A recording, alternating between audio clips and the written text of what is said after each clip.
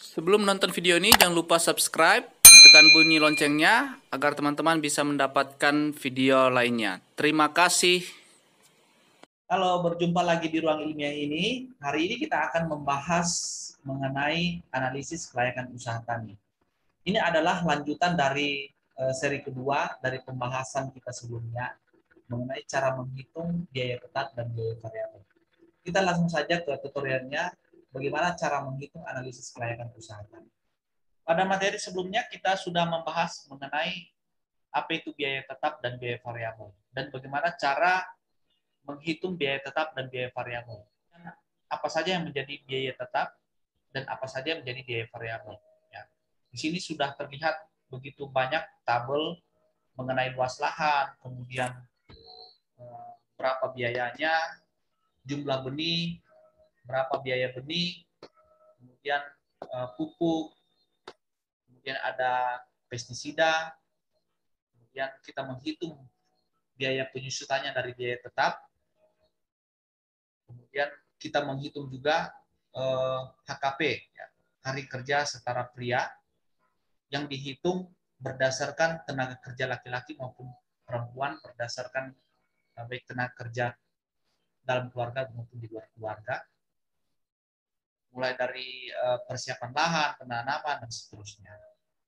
Nah, untuk melakukan analisis kelayakan usaha tani, kita memerlukan data seperti ini. Ya. Jadi kita membuat terlebih dahulu data seperti ini. Jadi bagaimana cara membuat dan menghitungnya, kemudian rinciannya seperti apa, ini sudah tersedia pada video saya sebelumnya, yang Anda bisa lihat judul di atas ini, atau pada akhir dari video ini. Anda bisa lihat penjelasannya di situ. Nah, di situ diterangkan bagaimana menghitung biaya tetap dan biaya variabel. Apa saja yang menjadi biaya tetap dan biaya variabel itu.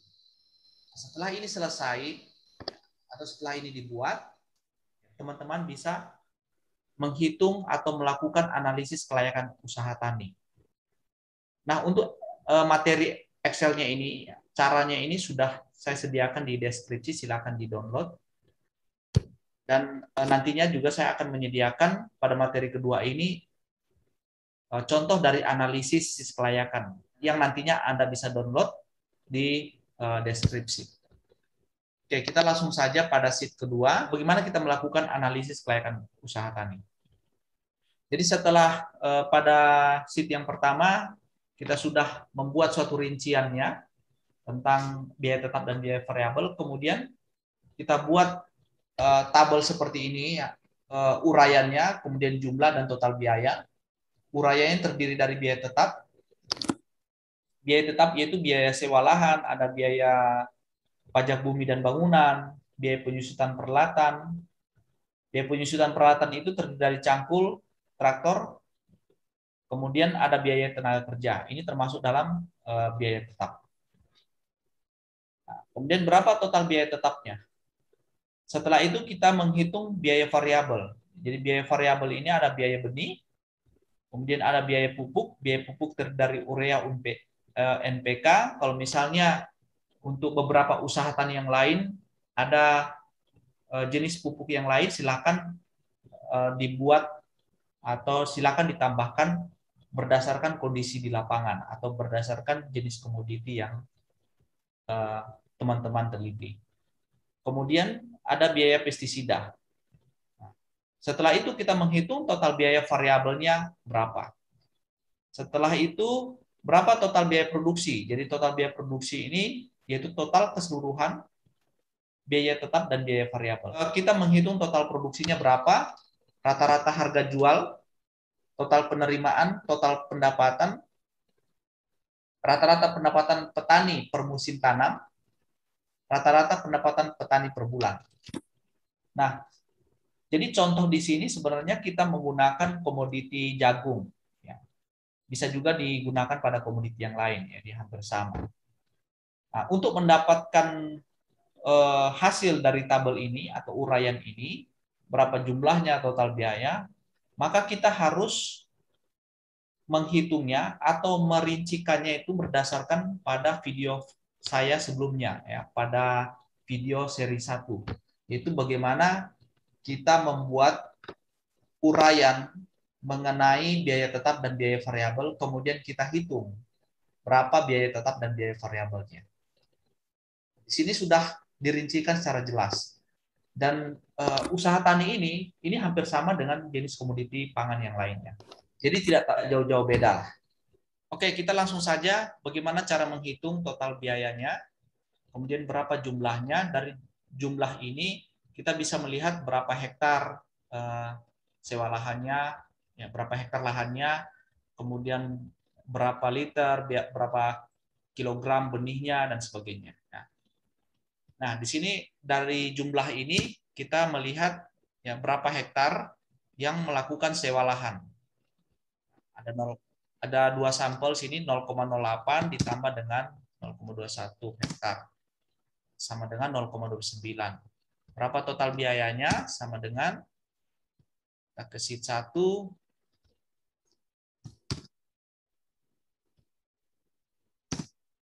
Totalnya kita langsung ini ya. 550.000 yang melakukan sewa lahan. Oke, ini salah tempat. Kemudian biaya pajak bumi dan bangunan. Biaya pajak dan bumi bangunan ini diperoleh dari sampel yang memiliki lahan milik sendiri. Berapa luas lahannya atau jumlahnya? Ini sama dengan kemudian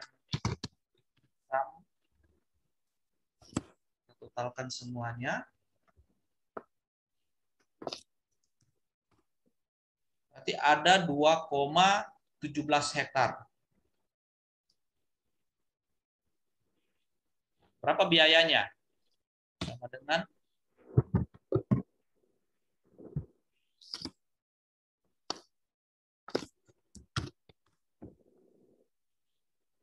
1.595.000. Kemudian kita menghitung biaya penyusutan peralatan. Kita melihat berapa jumlah peralatan cangkul, berapa jumlah peralatan traktor, dan berapa biaya penyusutannya untuk cangkul dan berapa penyusutan untuk traktor.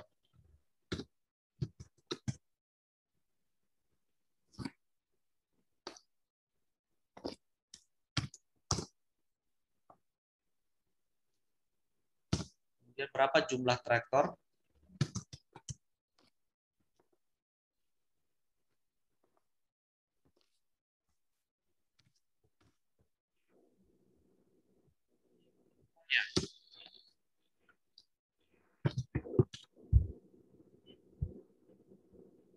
Nah, ini biaya penyusutannya untuk cangkul.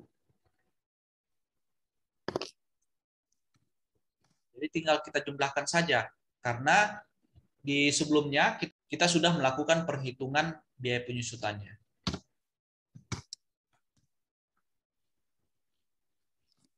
Kemudian biaya penyusutan traktor.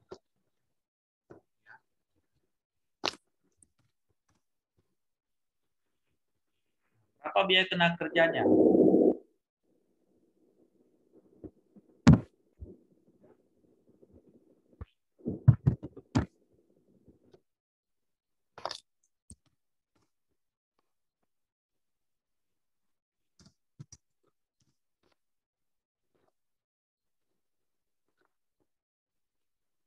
Dan berapa biaya HKP-nya? HKP-nya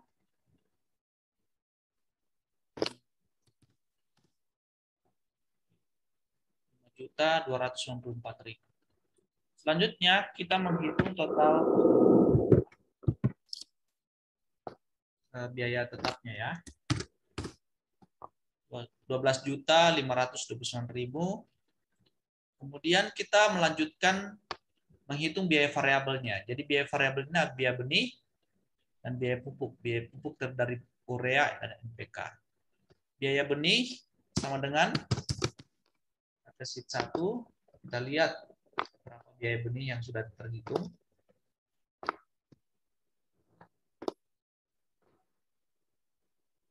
Ya, jumlahnya terlebih dahulu ya. Nah, ini sudah ada jumlahnya. Nih. Jumlah benih. Nah, di sini jumlah benih per petani. petani. Jadi kita ambil yang per petani dalam satuan kilogram, 14,6 kilogram. Jadi di sini sudah dihitung totalnya ya, jumlah benihnya. Kemudian biaya benihnya sheet 1, kita ambil biaya benih atau total biaya benih dari total harga per petani. Sini.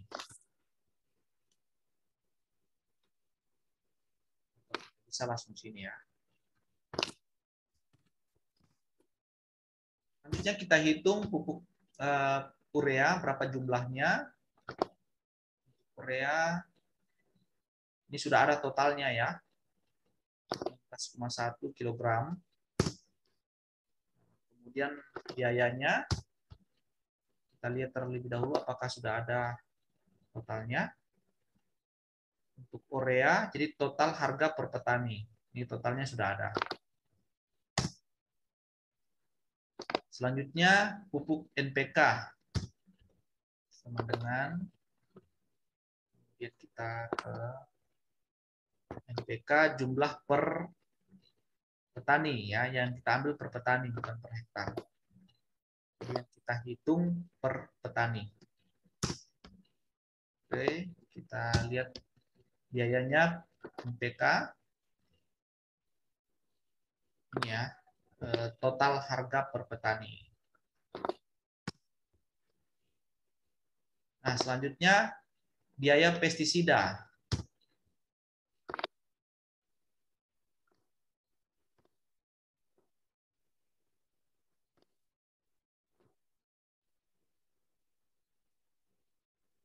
Cek terlebih dahulu pestisida ini. Ini tabel tentang pestisida. Tabel biaya pestisida.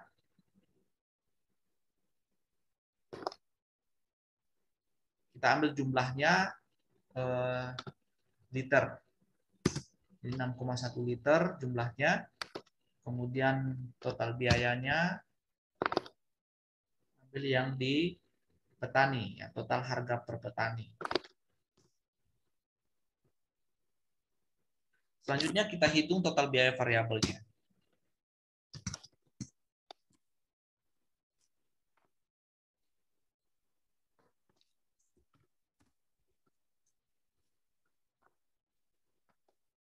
Nah, sekarang kita sudah dapatkan total biaya tetap ini dan total biaya variabel.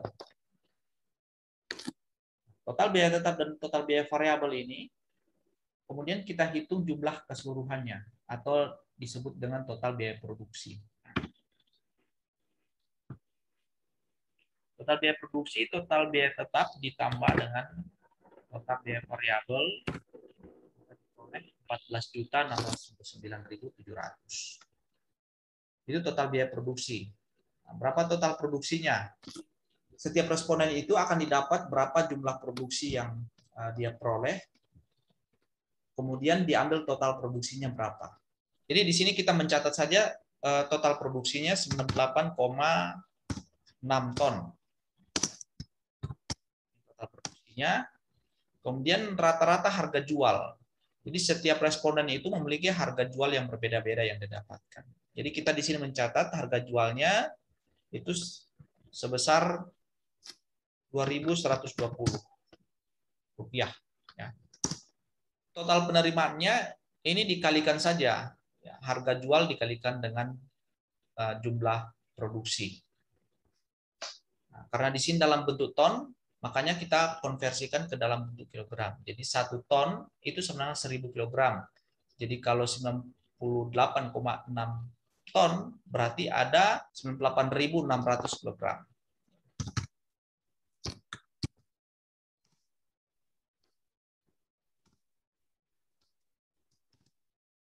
Kalikan harga dikalikan jumlah produksinya. Maka didapat 209.032.000. Ya. Pendapatan sama dengan total penerimaan atau TR kurang TC. Atau total penerimaan dikurangi dengan total biaya.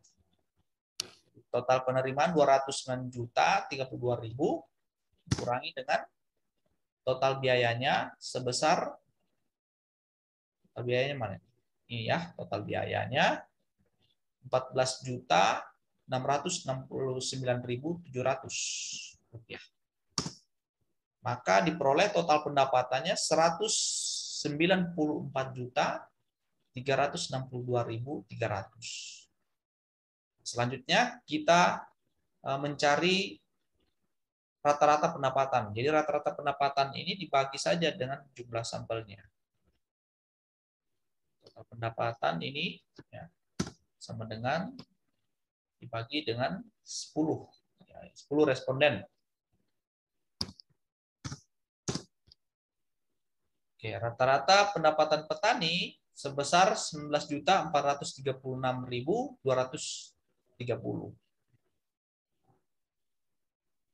Ini per musim tanam. Nah, berapa rata-rata pendapatan petani per bulannya? Kalau misalnya musim tanam 4 bulan, berarti dibagikan 4. Sama dengan ini dibagi 4. Rata-rata pendapatan petani per musim dibagi dengan 4. Selanjutnya kita akan menghitung analisis kelayakan usaha dengan menggunakan break even point atau BEP.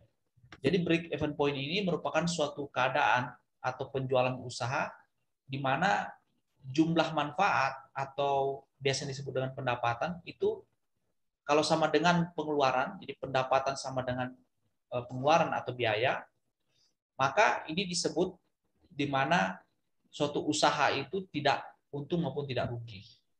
Atau keadaan usaha itu tidak mendapatkan laba maupun mendapatkan kerugian. Break even point bagi menjadi 2, BEP produksi maupun BEP harga. Break even point produksi itu sama dengan total biaya produksi dibagi dengan harga di tingkat produksi. BEP produksi ini kalau lebih kecil dari produksi, maka usaha tani itu layak untuk dilaksanakan. Nah, kalau misalnya BEP produksinya itu sama dengan produksi, maka usaha itu impas atau tidak untung maupun tidak rugi. Kemudian apabila BEP-nya produksinya itu lebih besar dari produksi, maka usaha tani ini tidak layak untuk dilaksanakan. Kemudian yang kedua, BEP harga. Jadi BEP harga produksi sama dengan total biaya produksi dibagi dengan total produksi. Nah, jika BEP harga ini lebih kecil daripada harga jual produk, maka usaha tani itu layak untuk dilaksanakan. Jika BEP harga itu sama dengan harga jual produk, maka usaha tani itu disebut dengan usaha tani yang mengalami titik impas atau tidak untung maupun tidak rugi. Sedangkan BEP harga itu lebih besar daripada harga jual produk, ya maka usaha tani itu tidak layak untuk dilaksanakan. Selanjutnya kita akan menghitung berapa BEP produksi, berapa BEP harga, dan RC rasio. Sama dengan, jadi ini sudah ada rumusnya ya. BEP produksi sama dengan total biaya produksi dibagi dengan harga. Ini total biaya produksinya dibagi dengan harga. 2.120.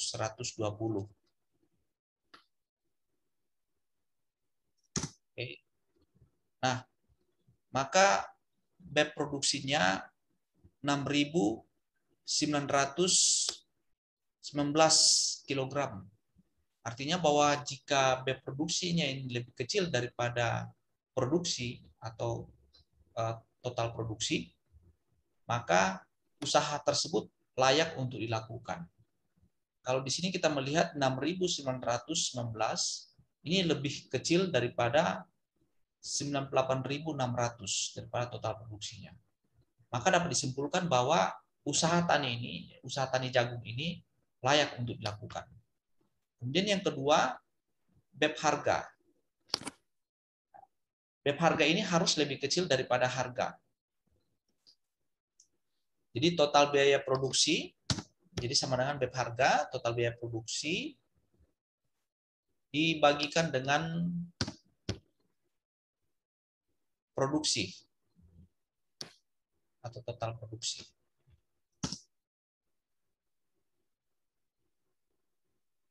Maka diperoleh Rp148.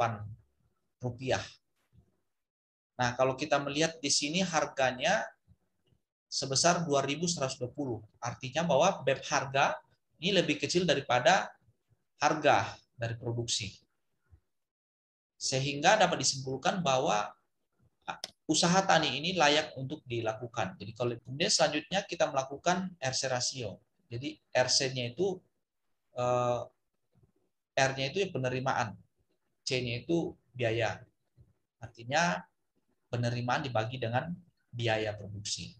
Penerimanya berapa di sini? Total penerimaan 209 juta. Dibagi dengan total biayanya 14 juta 9. Nah, untuk membacanya RC rasio ini, jika RC rasionya itu lebih besar daripada 1, maka usaha tani ini layak untuk dilakukan. Tetapi jika RC rasionya sama dengan 1, maka mengalami titik impas atau tidak untung maupun tidak rugi.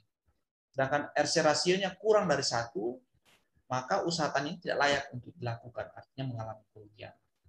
Jadi kalau kita melihat di sini, RC rasionya 14, ini sangat besar ya. Artinya bahwa usaha tani ini layak untuk dilakukan karena RC rasionya itu lebih besar daripada 1.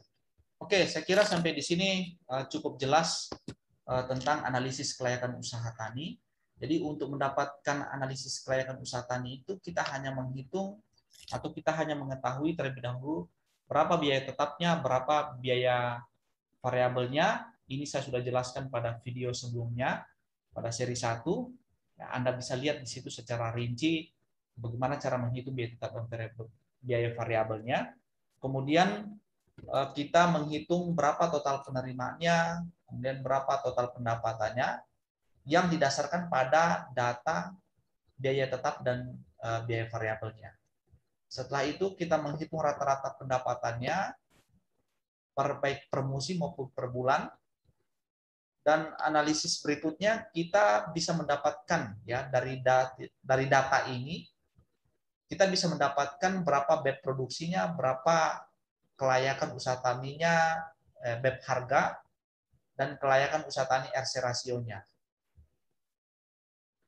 Untuk melihat atau menunjukkan bahwa usaha tani ini apakah layak untuk dilakukan atau tidak. Baik itu dari segi produksi, dari segi harga, maupun dari segi RC rasionya. Oke, jikalau teman-teman ada pertanyaan, silakan tulis di komentar di bawah ini. Nanti saya akan membuat video selanjutnya. Dengan demikian, cara hitung analisis kelayakan usaha tani telah selesai. Nantikan video-video saya selanjutnya. Jangan lupa subscribe, bunyikan loncengnya, agar teman-teman tidak ketinggalan dan mendapatkan video-video saya yang baru mengenai analisis berikutnya. Terlebih khusus mengenai analisis yang teman-teman pelajari di S1 yang berkaitan dengan usaha tani. Sekian dan terima kasih.